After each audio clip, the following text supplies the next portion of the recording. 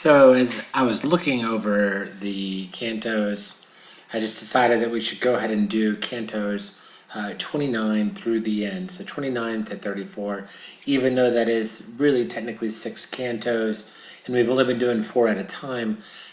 Really the last 2 are 1, and we'll even be looking at them as 1.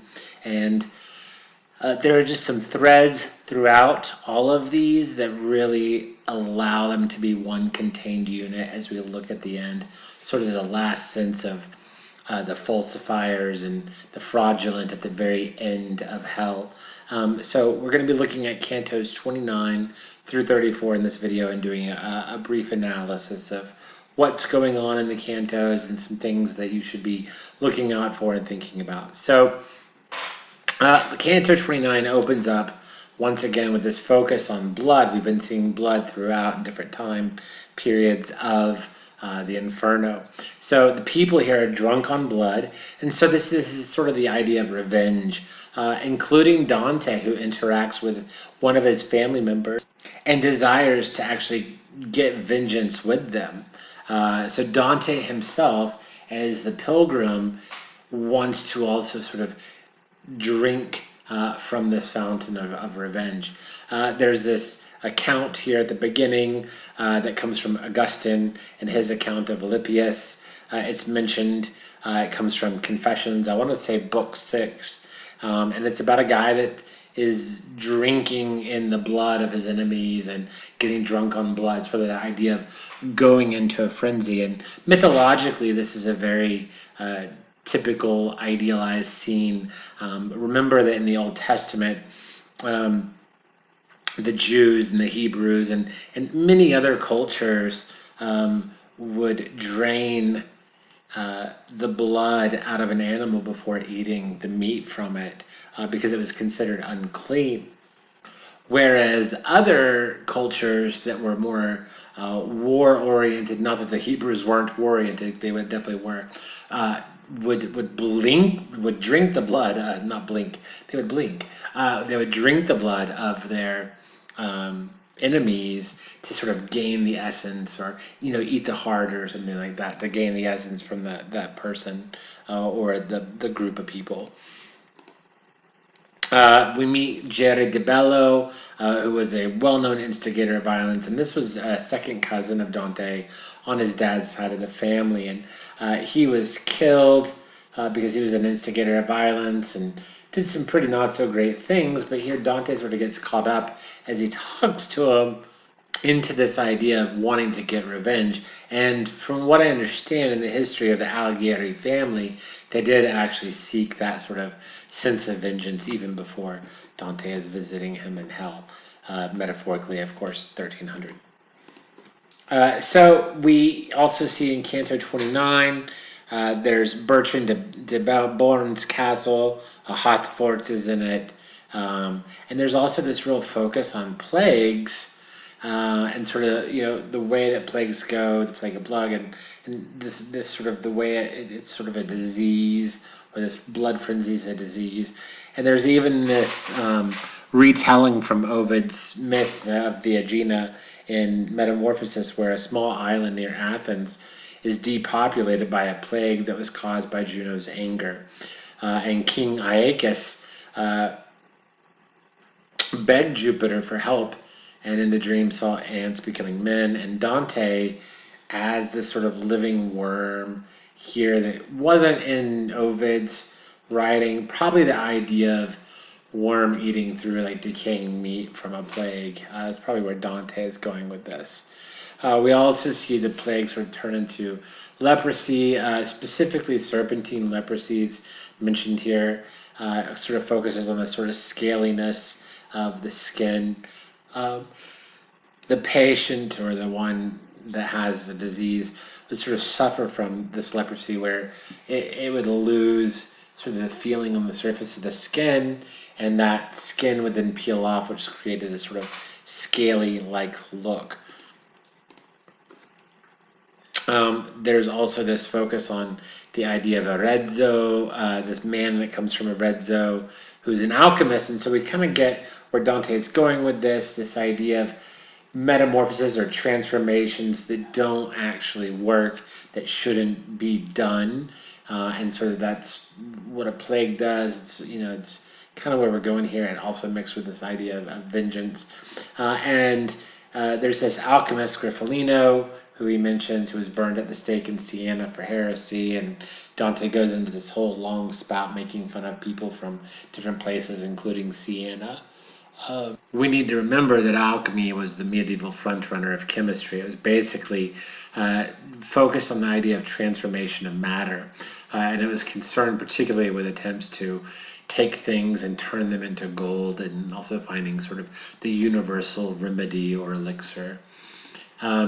Alchemy is the first type of falsification that we see here, but it should be distinguished from permissible alchemy, where the effort to sort of discover the main substance that all metals come from and achieve, and that's of course where this idea of turning things into gold comes from. So that's why also this canto has a lot of cooking metaphors. This idea of mixing and cooking things is all throughout the canto as well. In Canto 30, we run immediately into Hecuba, and we see her metamorphosis into a dog that feasts on others. And this is the idea of her moving towards madness or insanity. And so we meet the impersonators here. These are people that simply impersonate her, that do something that they shouldn't do. The modern thing would be somebody that does like identity theft or something along that line.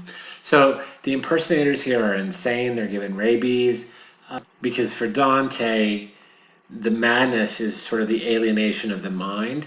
And so since they are alienated their mind by assuming the personality of another, their contrapasso is that they go crazy themselves.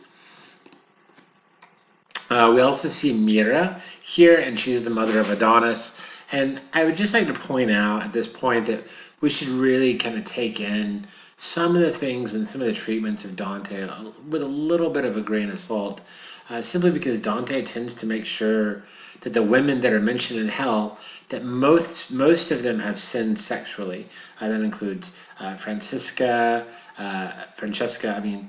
Thais, Mira, and of course Potiphar's wife that will be coming up soon. So another form of impersonating is counterfeiting, and that seems to wrong both the impersonator and the impersonated. We meet here Gianni Schicchi, who was a prominent member of the Cavalcanti family. He was famous as a mimic, and supposedly what happened, and this doesn't survive outside of what Dante is telling us here within the story, but supposedly he impersonated his dead uncle and signed over this amazing animal to himself, and some other animals too, but the like pride of the families, and he did this by impersonating his uncle and his uncle's will. There's even a one-act opera about it, so it's sort of an interesting story that is outside of Dante as well, as took on a life of its own. Here we also see mentioned the idea of dropsy, which is just an old-fashioned or less technical term for edema. Now, edema is a medical term for swelling. It's when body parts swell from injuries or inflammation, and it can affect a small area or the entire body. Medications, pregnancies, infections, other medical problems can cause edema. Edema happens when small blood vessels leak fluid into nearby tissues. For example, I can actually give you an example from a personal example.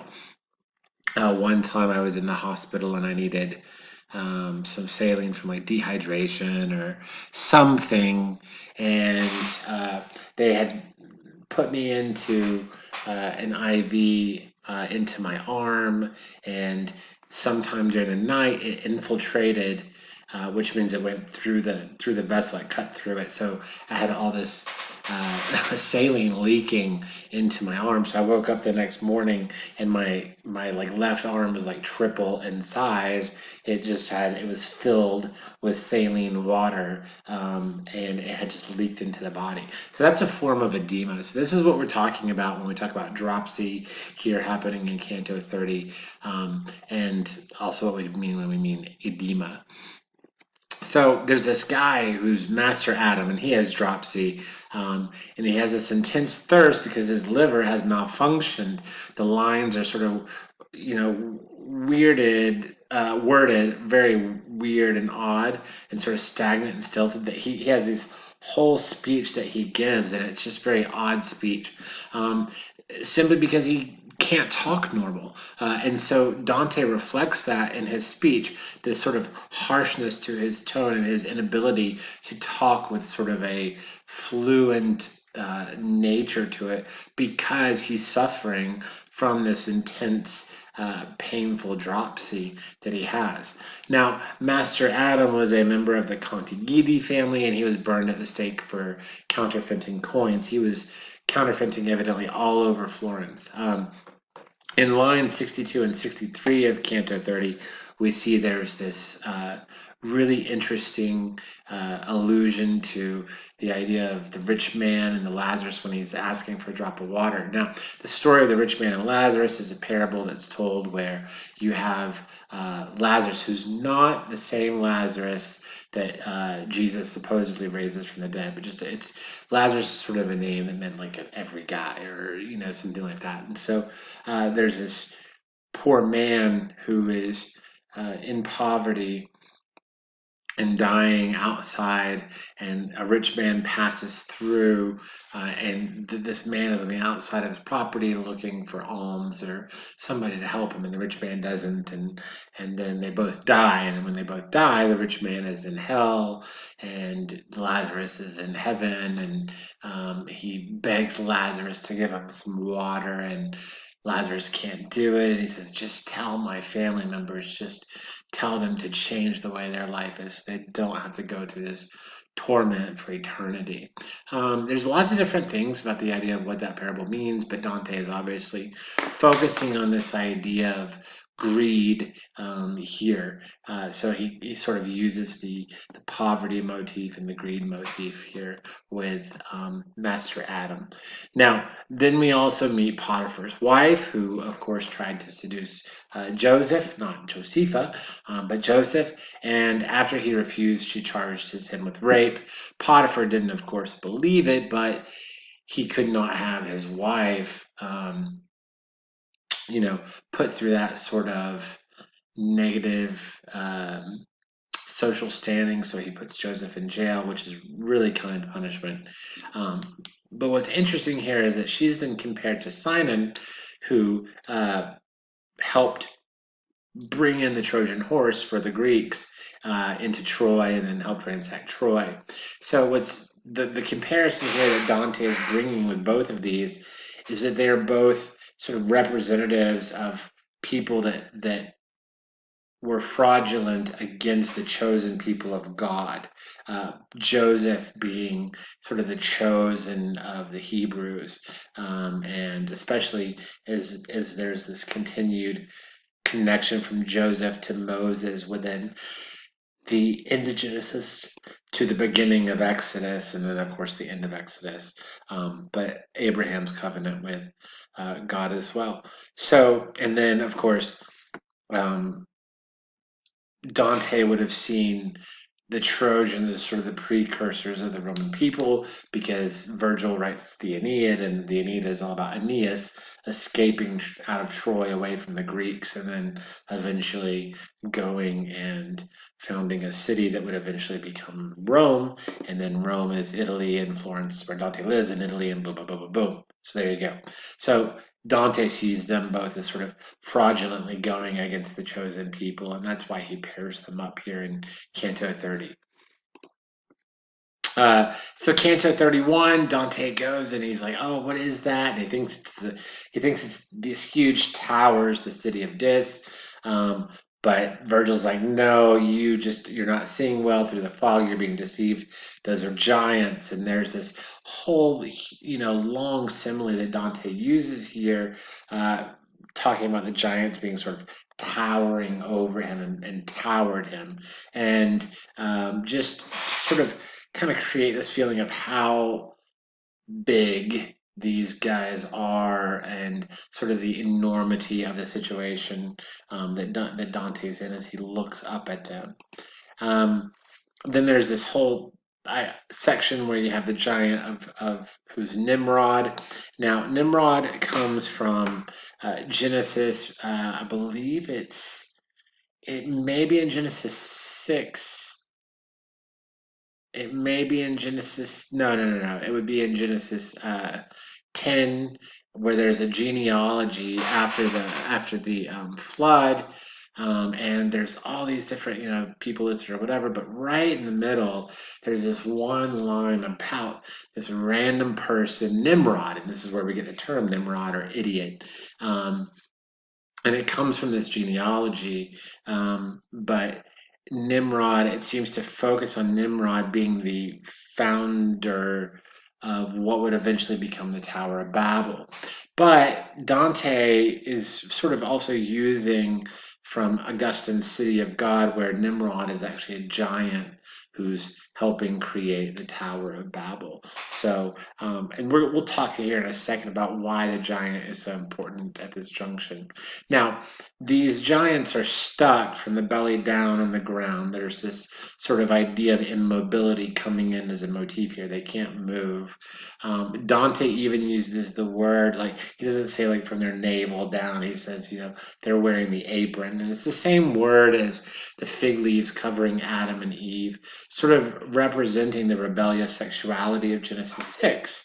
Now, for those of you that remember sacred text, or was in the sacred text class where we talked about Genesis, and Genesis's literature.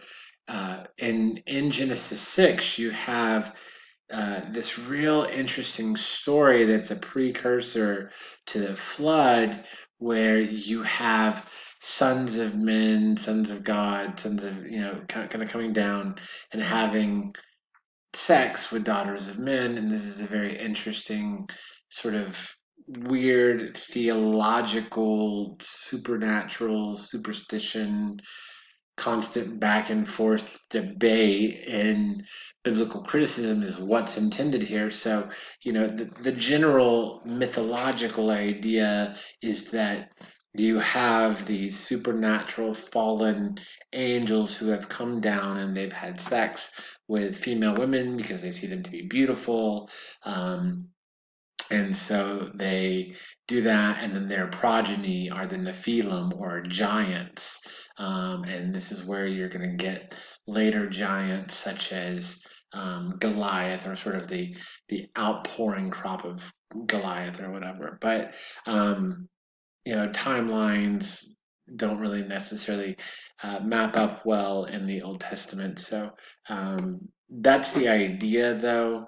And so there's also this real link for Dante where the giants are also part of Lucifer's attempt to rise above the creator and sort of destroy what God is doing, both from an Old Testament perspective and then from Dante writing this in the Inferno perspective.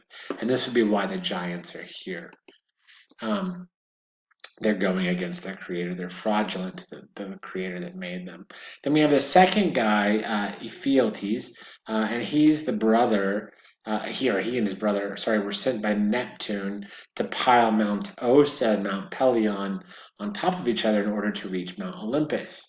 So this is real similar to the Nimrod story with Babel. So for those of you that don't know the Babel story, uh, the basic idea is that after the flood, humans don't ever want God to be able to flood them again, so they want to make this tower um, of Babel. Now, a lot of people depict it like the picture that was seen, where it's just trying to reach up to the sky, but much more in this area of which this is written in, you're looking at things like ziggurats. Ziggurat was, of course, a gigantic temple that was built, and it would have this staircase going up the middle, and up at top of it, you would have this sort of bedroom, this place for the god to ascend down into and be as he rested on his way to Earth. And that's the idea of what the ziggurat would do. So what's happening here is it's not really about reaching to the sky so that God doesn't flood. It's about the idea of taking the divine and making the creator more human. And that's really what's going on with Ephialtes and Nimrod both, is sort of equating themselves to that godly level. And when you equate yourself to divinity then becomes more finite and creaturely, right? They become more like the creator. Um, there's an old saying, God made mankind in God's image, and then mankind returned the favor.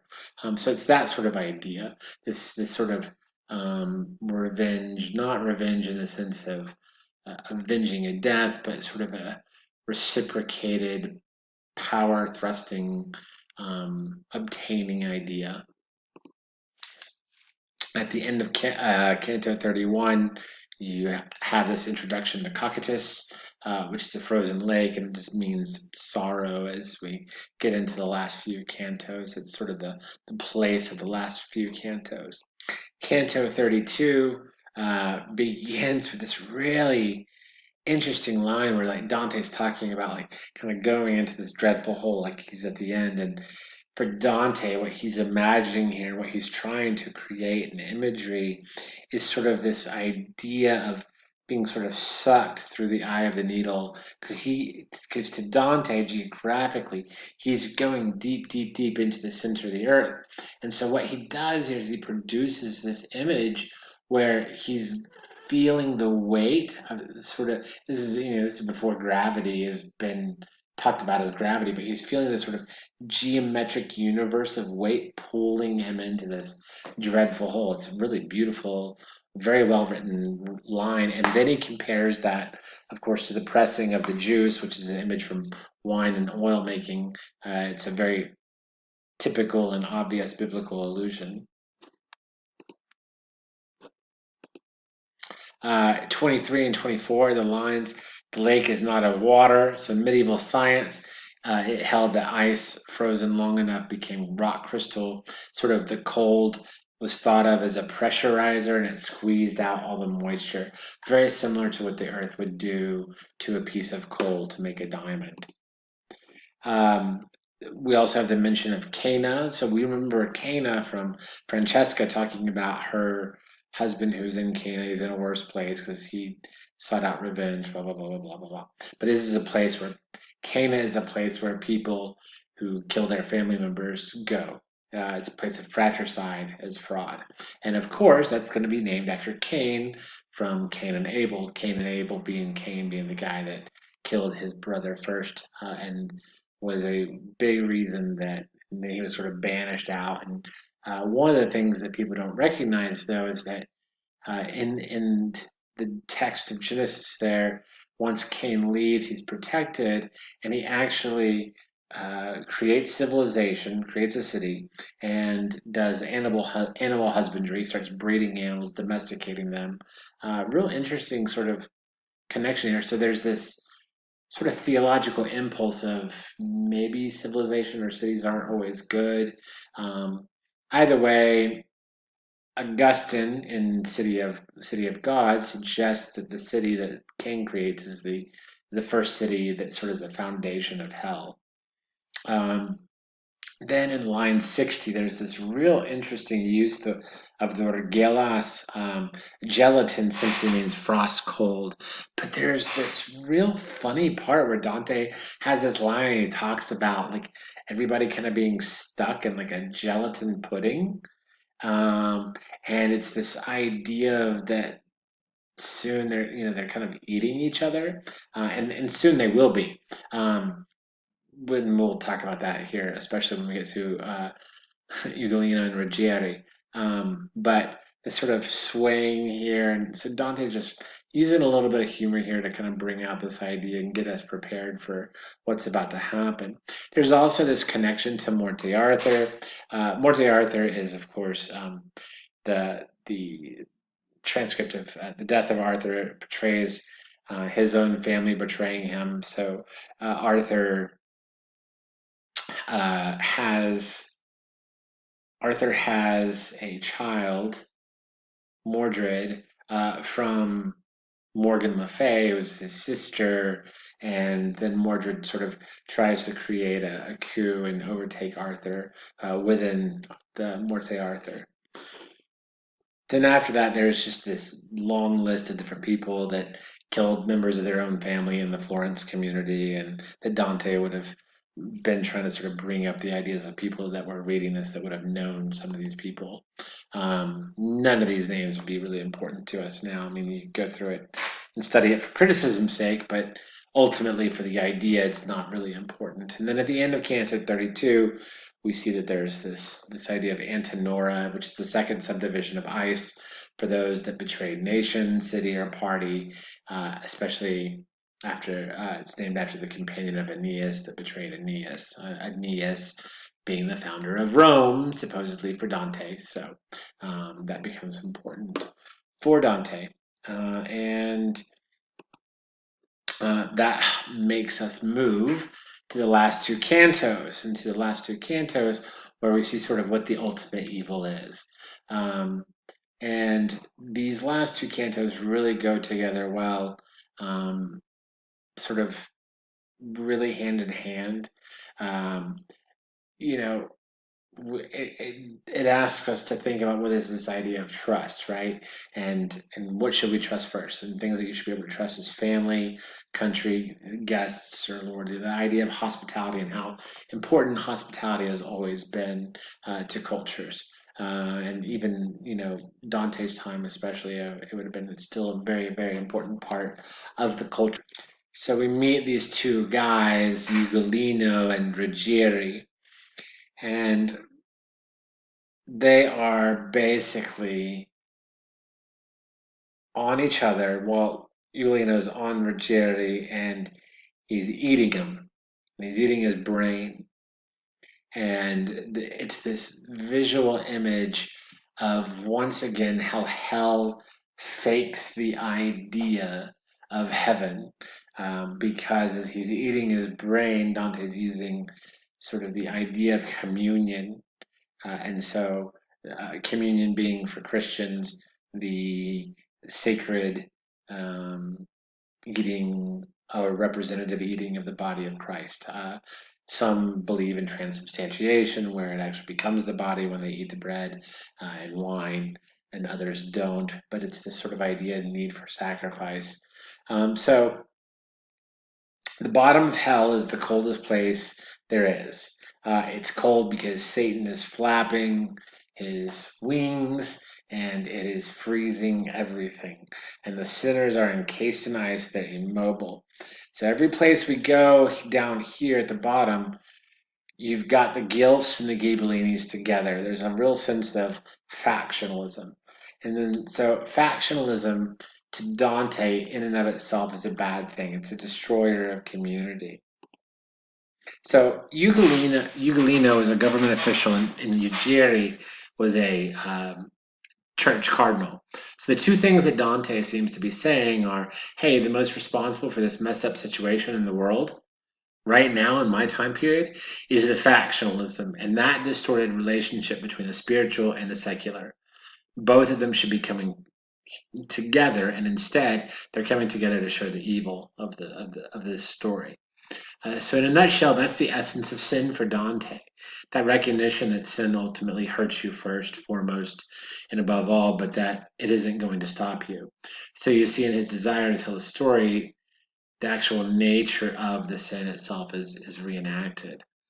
Um, so we hear the story about uh, Ugolino eating his own children. Now, he was stuck up um, because he was in trouble or something. He was stuck up in like a spire of a castle or something where he was taken prisoner and he couldn't get out to get food, and he ends up eating his own children. I don't know if they died, what they did. I don't know the whole process, but um, but anyway, he ends up eating his own children. And so Dante sort of poses this question as Ugolino tells this story: is, well, which one would you rather be? Would you rather be the one who's eating a person, or would you rather be eaten by another human being? Um, and then there's this idea of, Well, what happens to Ugolino as he eats, right? And as he ate his own children, and it's this idea that he allowed his hunger to be more powerful than grief. And so just to sustain his life just a little bit longer, he ate all of his own children. And then, he looks at Dante, is like, "Aren't you weeping?" And then he's not. Dante is weeping, but this man is not weeping. And he says, "Do you ever weep?" And then we realize that he can't weep. Ugolino can't weep because when he did what he did, he turned to stone inside. He's turned to stone inside because of the life that he's led, and he can't weep. One of the things that's sort of interesting to think about is, you know, this idea of the father eating his own children, which is the exact opposite of what we see within the idea of Holy Communion. So one of the things the canto seems to be all about is that if you think about what you would love to do to your worst enemy, you actually get to do just that. And that's Dante's version of hell. The punishment is that you actually get what you really want, and it really does fit itself to the crime. So when Jesus is saying, "I'm the bread of life, and you must eat my body and drink my blood," he isn't talking in a literal sense. Um, Although some people do believe that there's a sense of it, but it's this idea of, him being sacrificed. If you feel those words, the Spirit, then you are sort of in this intimate union with God. Um, and yet it's Judas that betrays him, right? And so you have Judas and Brutus, who betrayed Caesar, inside the devil's mouth getting eaten.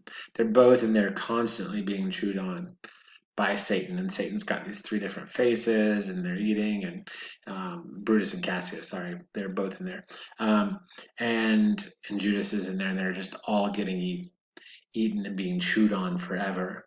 And so they're doing sort of the exact opposite of the Holy Communion forever. That's what's happening to them. Judas betrays Christ, and again, for Dante, that is the ultimate, right? And so you have this very interesting cannibalistic image at the end, that when he's being eaten by Satan's central mouth. So for Dante, the Roman Republic was leading to empire because Dante believed in the ideal of empire and the idea of world government where there wouldn't be any sort of competition for power. He wanted a one world government. Therefore, power would be used wisely because there was nothing to be gained by using it poorly or badly. Now, regardless of if you agree with Dante or not, definitely don't. The idea is there, right? And he wants there to be this sense of peace. So that's why he puts Cassius and Brutus in there as well, is because he sees them taking away from the empire that God has created.